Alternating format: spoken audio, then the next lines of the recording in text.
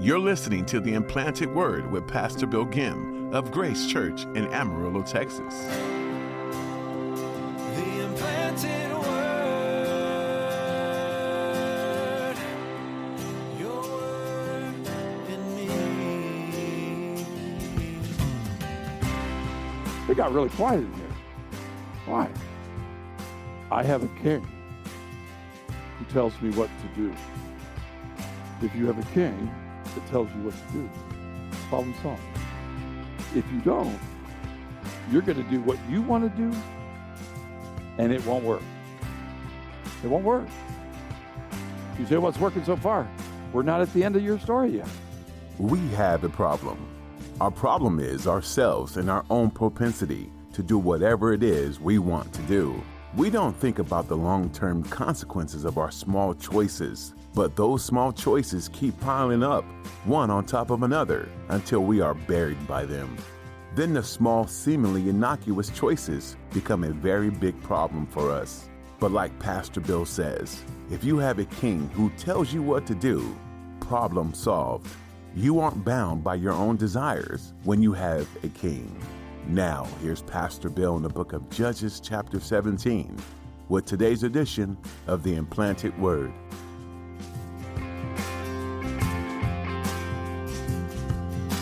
I turn from my ways into your love. Humble myself and accept your word. Your word planted in me is able to save my soul.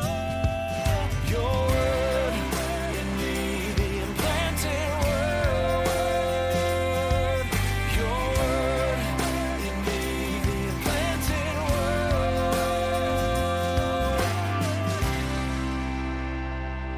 There's no king. They're going to do whatever they want to do.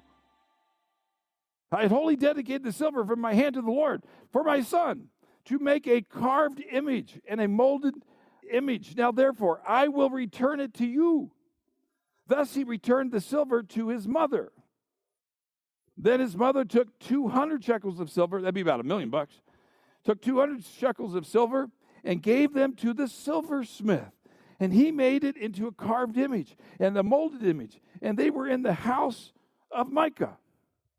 You know what I come to conclude when I read that? Hey, it wasn't that big a deal. Wasn't even that hard. You got $1 million, silver? Okay, take it to the silversmith. Take it to the silversmith. Oh, no problem. What kind of God do you want?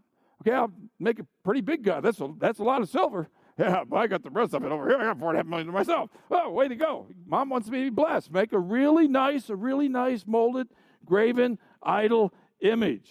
Israel, Ephraim. Why? Why not? We got no king. We can do whatever we want. We can make up worship any way we want. Go anywhere we want. Let's make it easy. We're in Ephraim. Let's make it easy. Just make a god. So they did. By the way, don't you do that. Our king has very specific ways to worship him. It ain't up to you what's easy. It's up to him who did what was really hard for you to be a true worshiper. Amen? See, they have no king. We do. What can I learn from this about Jesus? They were in the house of Micah. The man Micah had a shrine. You have a shrine? Oh, yeah, I got me a shrine. You mean like a little temple? You got a place behind your house or something where other people can come and worship? Uh-huh. We're going to have, well, we're not really going to have home Bible studies. We're going to have worship around the idol that my mom made so that we can all be right here in this shrine. Micah had a shrine. And he made an ephod. You got an ephod? Well, isn't that what the priests wear with the tabernacle? Yeah, but you know what? I got my own shrine, my own tabernacle, so to speak. I got my own idol, and by the way, we got an ephod. Guy walks around, looks a lot like, the real priest. We got that. You do, okay? And household idols. Oh, you don't have just the idol that your mom made. No, we got household idols. That's teraphim. In the Hebrew, that's teraphim. By the way, everybody in that culture had teraphim. They had idols. They had idol of this, idol of that, American Idol. They had everything. I slipped that right in there. Did you see how I slipped that right in there? You say, what's an idol? By the way, anything that takes the place of Jesus is an idol. You say, well, I'm glad we don't have to worry about that. You do have to worry about that. You have to worry about that all the time. You say, no, yes. 1 John 5:21, I think it's 5:21. 1 John. He ends, actually, 1 John 5:21. Little children, keep yourselves from idols, period. End of book. That's written to you and me by the Apostle John. Keep yourselves from idols. Why? Because they're everywhere. And they're everywhere. He's got a shrine. He's got an ephod. He's got the idol thing that Mom had made for him through the silversmith. Easy, easy. But then he's got all the teraphim that everybody's got. Everybody's got one. Household idols. He consecrated one of his sons. Now, Michael, why you do that? Well, he consecrated one of his sons who became his priest. Now, Micah, let me tell you, you can't just put up a tent and put in a silver image. You can't just come up with this and bring out your household gods and have somebody walk around with a fake ephod. This ain't it. Well, why not? I don't have a king. I can do whatever I want. I can worship any way I want. See, the book of Judges, this is really going down the tubes because God has a very precise order. Where you should be, when you should be there, the sacrifice you should be, and who could actually be a priest. And Micah said, I ain't got no priest. I think I'll make my son priest. I don't know if you guys follow Formula One racing. It's kind of like the most elite racing in the world. One thing is really, there's this one billionaire guy that owns the teams, that takes millions and millions and millions of dollars to do Formula One. So this billionaire guy puts out all the money. He's got his own team. And he has... you only get two guys that drivers. One of the drivers is his son. Cheater. You bought the whole team just so your son could drive. He's kind of good, but anyways, do you get the deal? There's Micah, $4.5 million left over. Got the idol, got the shrine, got the ephod. I need a priest. He looks around. I ain't got no real priest, so I'll make my son priest. Hey, son, what do you think? Hey, okay, Dad, do I get to wear the fancy go, ho-ho? All the idols, ho-ho. Let's just do it. Where? In my shrine. Do you get the picture? Why? They got no king. They're all doing whatever they want to do. By the way, it's in the heart of every man, the heart of every woman, to have a priest, to have some kind of worship. That's why everybody ends up with an idol. They want somebody to take their place. It's just in the heart of man. And we come up with all these crazy religious schemes and schematics when the King of Kings, Christ himself, the Son of God, took our place for stupid sheep. Everyone did what was right in their own eyes. Micah had a shrine, an ephod, household idols, consecrated one of his sons who became his priest. In those days, there was no king in Israel. Everybody did whatever they wanted to do that was right in their own eyes. Proverbs 14:12 says, there is a way that seemeth right unto a man, but the end thereof is the way of death. The writer of Proverbs says it twice, not only in 14:12, but 16:25. There is a way that seemeth right unto a man, but it ends in death. Can I tell you, everything that everybody's doing, it seems right to them. Their heart says it's right. The people around them says it's right. The family that lives in the shrine with them says it's right. But that doesn't mean it's right. They have no king to tell them what to do. So I'll just try to figure it out. Now, there was a young man from Bethlehem. Oh, it's switching gears here. We're leaving Micah in Ephraim, and now we got a young man. I don't know what young is. I know it ain't 65. I'm sorry, Jeff, I'm looking at you. Ain't 56 either. So it's younger than us. There's a young man.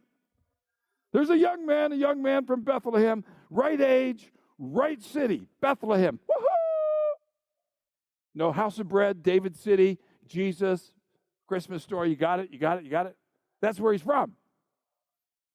A young man from Bethlehem in Judah. Oh, wow. You got the right city. You got the right tribe. Judah. Yes. Line of Judah. Yes. The family of Judah. Yes. You got, man, you are blessed. He was a Levite. Yes. Yes. Yes. Levites are my favorite jeans. I got a pair on right now. Why? Because they're biblical. You guys with Wranglers, I'm sorry, you need help. But I have a king and I wear Levi's. Just saying. That one's you guys are following this, right? I think it's funny. This guy, you're a Levite. You get to serve God at the tabernacle. It doesn't make him a priest. Remember, to be a priest, you have to be of the family of Aaron. So it's very specific. But to be a Levite, man, you get to be a greeter at Grace Church. You get to serve at Grace Church. You get to help at Grace Church. I mean, all the stuff. You're a Levite, and you live in Bethlehem. You have the tribe of Judah. Have you read your New Testament yet where this ends up? And they go, no, we already got a king. What do you mean you don't have a king? Your king should be God, and he's sending his son who will be your king. I'm just a young man in Bethlehem. You've got your life before you. You're in a blessed city. You got the favor of God and you don't even know it. They got no king. They're going to do whatever they want to do. He was a Levite. He was staying there in Bethlehem. Well, yeah, of course you're staying there. The man departed. No. The young man departed from the city of Bethlehem. What are you doing? I want to reach back into the Old Testament and yank this guy and say, listen, what are you doing? You're leaving Bethlehem? You're leaving Judah? You're a Levite.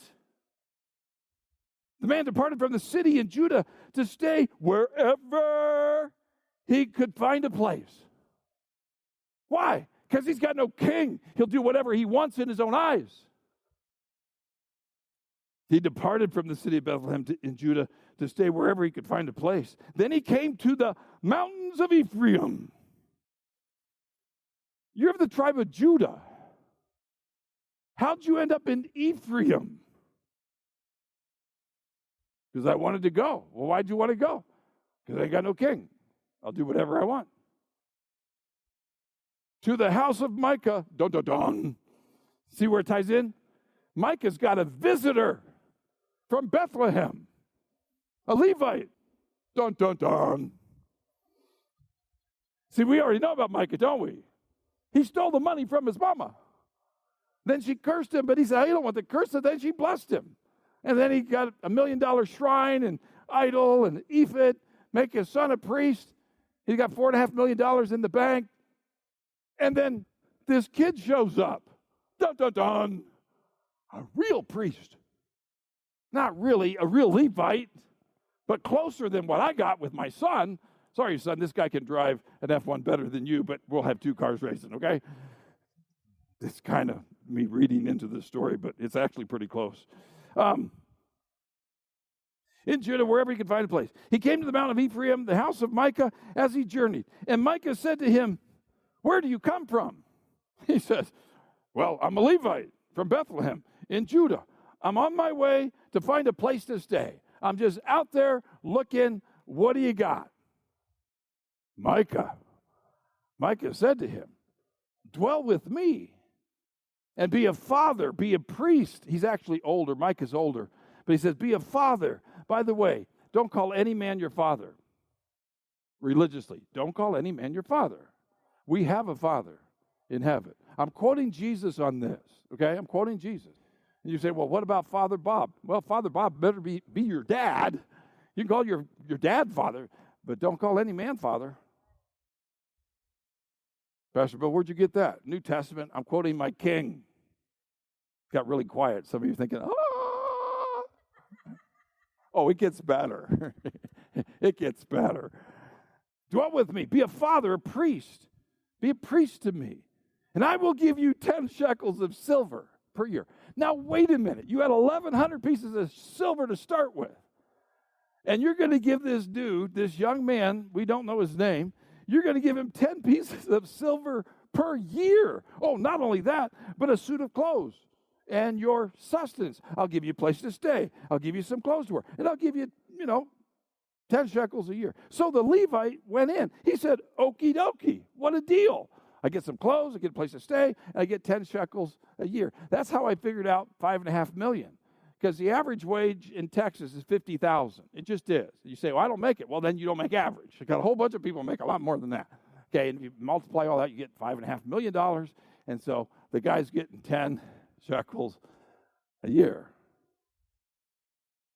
Let me see. You traded Bethlehem, Levite, Judah for Ephraim, shrine, idol for 10 shekels and a suit of clothes. Why'd you do that?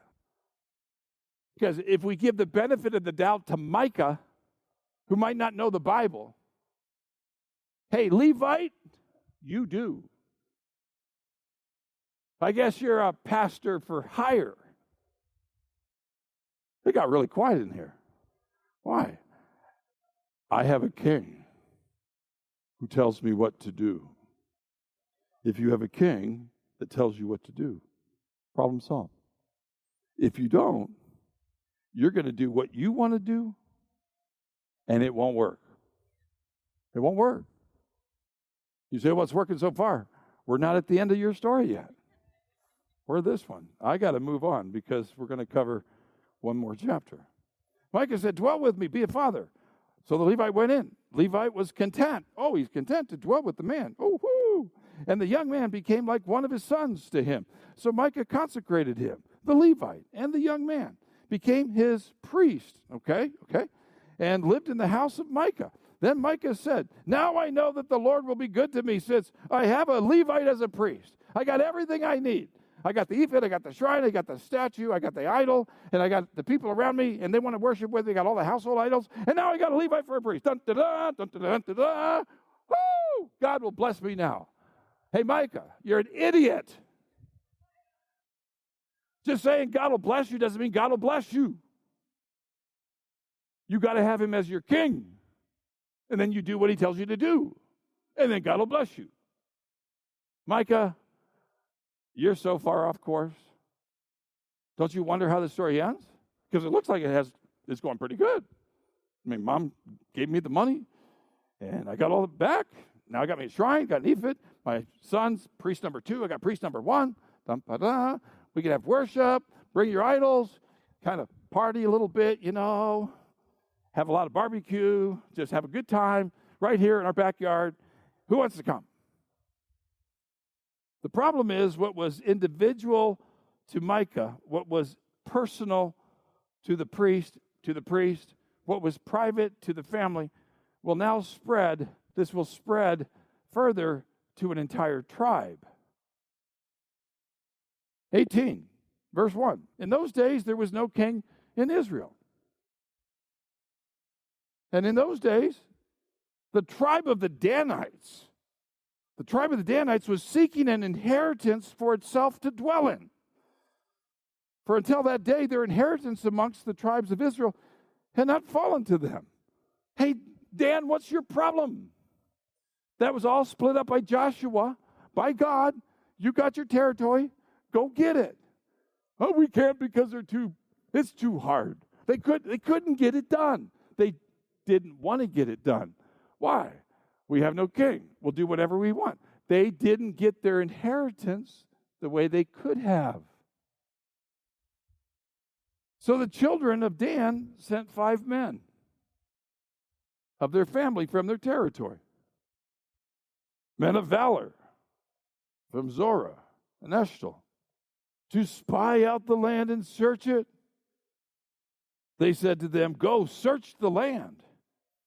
So they went to the mountains of Ephraim. Hey, guys, you're supposed to stay in the territory of Dan. It's too hard here. Let's go somewhere else. So they end up in Ephraim, like the guy from Bethlehem. And guess who's there? Micah. They went to the mountains of Ephraim, to the house of Micah, and they lodged there. What's the deal? It looks like this is Grand Central Station. You set up a shrine, you got a false god, you got an idol, and here comes 5 guys that represent the whole tribe of Dan. This is a big deal. John Corson said this: Dan is about to make a mass migration to the very northmost part of Israel in search of an easier place to live. Maybe like the Danites, you're looking for an easier place to live. Maybe you're tired of your situation, your surrounding, your circumstances. But let me tell you, the Danites are about to embark on a huge mistake, because when they go north, they will meet all sorts of problems that will plague them throughout their entire history. In the north, they will become weakened, idolatrous tribe. They should have stuck it out where God had sent them. They should have fought the fight and become the people God intended them to be. But they wanted out, and they were jumping out of the proverbial frying pan into the fire as they migrate north. Hey, Dan, why didn't you get done what you were supposed to get done? Let's go find an easier way. And they send 5 guys that end up at Micah's house. Are you tracking?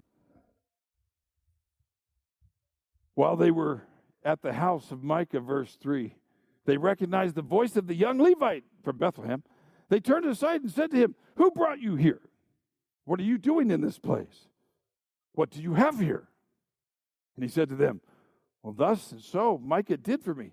He has hired me, 10 shekels a year. He's hired me. I've become his priest." So they said to him, "Please inquire of God, that we may know whether the journey on which we go will be prosperous." So the priest from Bethlehem, that lives at Micah's now, so the priest said to them, "Go in peace. The presence of the Lord be with you on your way." Let me get this right. Guzik actually says it very clear. This shows what a spiritually confused time it was in Israel. These Danites, on a sinful mission, met with a sinful Levite and wanted to know from a righteous God if their mission would be successful. The sinful Levite sent the sinning men on their way with God's blessing. Did you catch that? The Danites are sinful men on a sinful mission.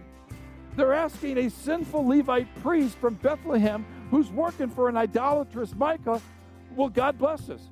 And then the priest said, "God bless you. You'll be successful." Are you tracking that? Why would you ever fall for this story? Because you have no king and everybody's just doing whatever they want to do. Right? That's the theme that goes all the way through the story. The implanted word. This is a message from the series, Book by Book, as Pastor Bill is going through the entire Bible, giving you a brief overview from beginning to end.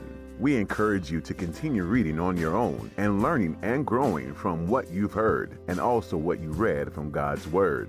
If you ever have any questions about the Bible or about Pastor Bill's message, we'd love to talk with you. We'd also be honored to lift you up in prayer for anything that's going on in your life. Please feel free to reach out to us by calling 806-680-2820.